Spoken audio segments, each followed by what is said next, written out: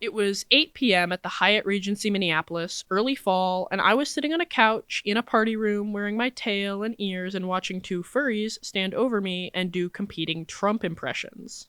Yep, that's me. You're probably wondering how I ended up in this situation.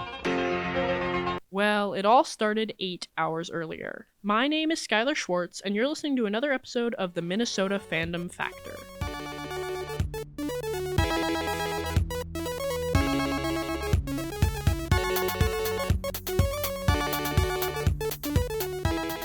The Minnesota Fandom Factor.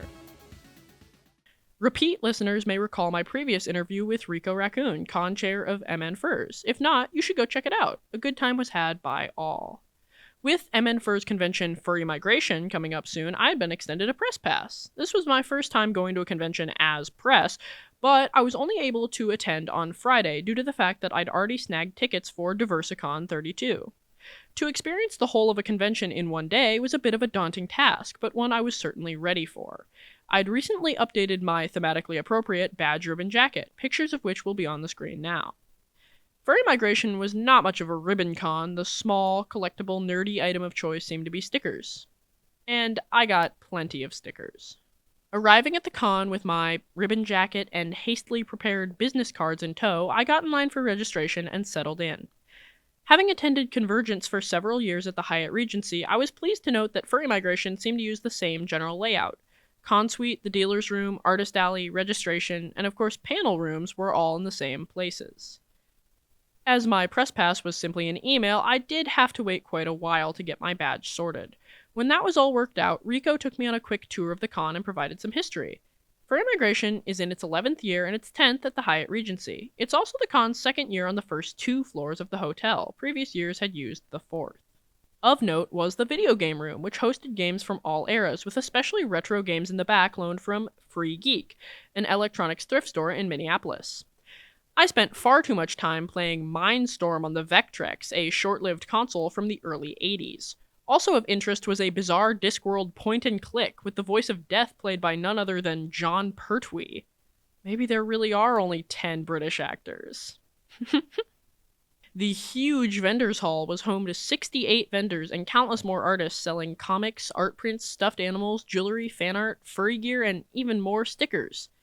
I picked up a few things and even considered spending all my money on a Garfield fur head. Maybe next time.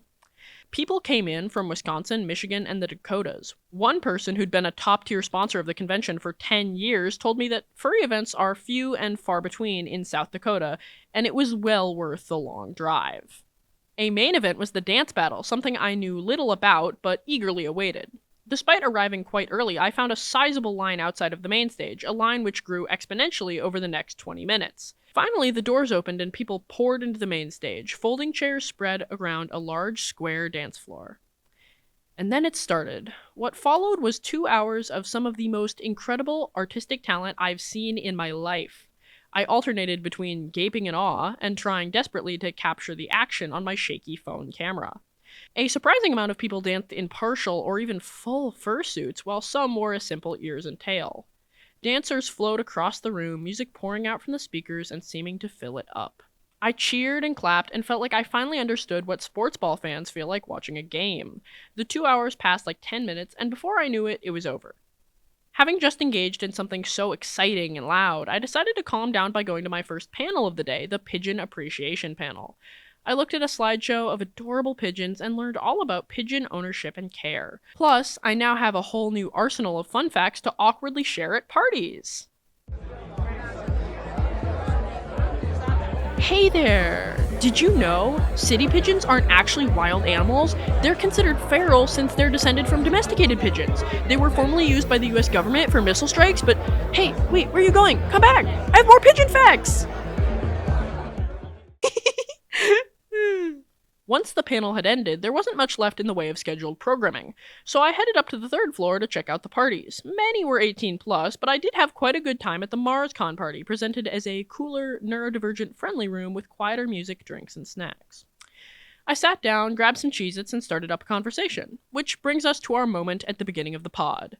2 furries towering over me on the couch, all of us laughing and gesturing hysterically. And that's what makes a con, isn't it? Sure, there can be interesting guests and panels, pretty things to buy, fun things to do, but all of that is nothing on that feeling of connection, that moment of laughter with someone you've just met. After the party died down a bit, I went back down to the first floor for some time dancing. The DJs provided a perfect playlist for a good hour of con raving.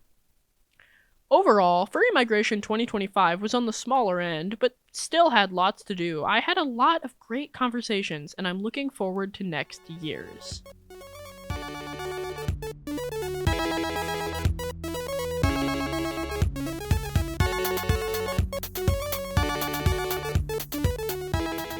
The Minnesota Fandom Factor.